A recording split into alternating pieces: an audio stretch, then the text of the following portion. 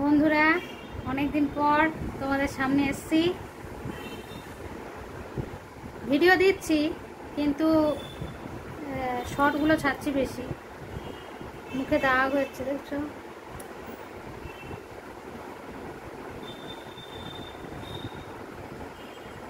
ঠিকঠাক করতে হবে, শরীরের যত্ন নিতে হবে। আর বলো না, ভালো লাগে না এখন।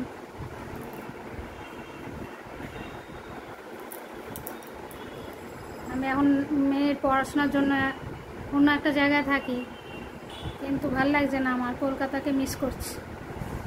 কলকাতার খাওয়া দাওয়া, কলকাতার মানুষজন, সবাইকে মিস করছি। কলকাতায় সে খারাপ হোক ভালো হোক, আমাদের কলকাতা আমাদের কলকাতা, ওটা আমাদের স্বর্গরাজ্য। কিন্তু থাকতে হবে এখন, মেয়ের পড়াশোনা। কি করবো বলো, একা একা তো রাখা যায় না, যা দিনকাল পড়েছে। যাই হোক, এখন চান টান করে খেতে বসেছি। খেতে বলতে ব্রেকফাস্ট করছি। বাজে সকাল 11টা, পৌনে 11টা বাজে। সকালের সমস্ত কাজ শেষ, তা এখন ব্রেকফাস্ট করছি। আজকে করছি টক দই আর চিড়ে। এই দেখো, টক দই নিয়েছি আর চিড়ে নিয়েছি, সাথে নিয়েছি রিমোট, টিভি দেখছি, এই যে খবর শুনছি। আর তোমার মোবাইল নিয়েছি, জলের বোতল নিয়েছি। আর এগুলো আমার বাইরে বৃষ্টি পড়ছে, সব ঘরে জামা কাপড়গুলো মেলে রেখে দিয়েছি। এই যে দেখো না, চতুর্ধারে জামা কাপড় মেলা। কি করব বলো, কষ্ট করে থাকতে হচ্ছে। নিজের বাড়ি, ভাড়া বাড়ি মোটেও ভালো লাগছে না আমার। এখন পড়াশোনার সূত্রে বা কাজের সূত্রে মানুষের তো এদিক ওদিক যেতেই হবে না।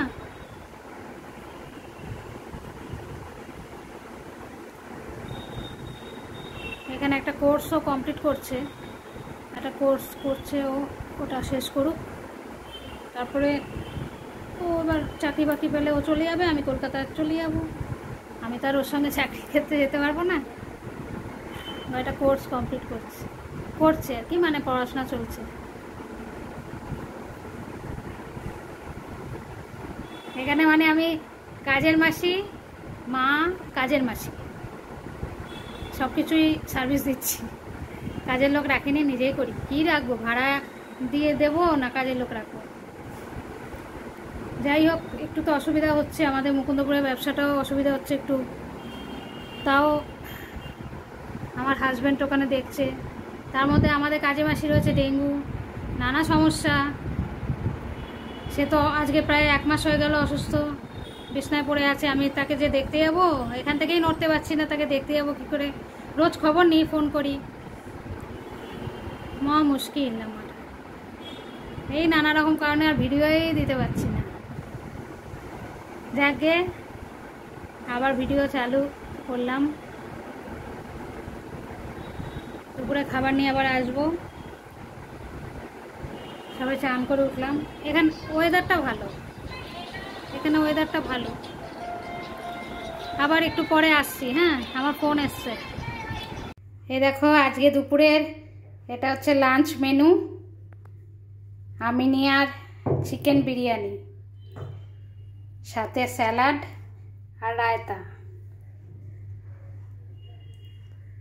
আজকে দুপুরে খাবো, রান্না করিনি, ভালো লাগছিল না। সকাল থেকে এত খাটনি খেটেছি সকালে, আর রান্না করতে ইচ্ছা করছিল না, তাই বিরিয়ানি খেয়ে নিলাম।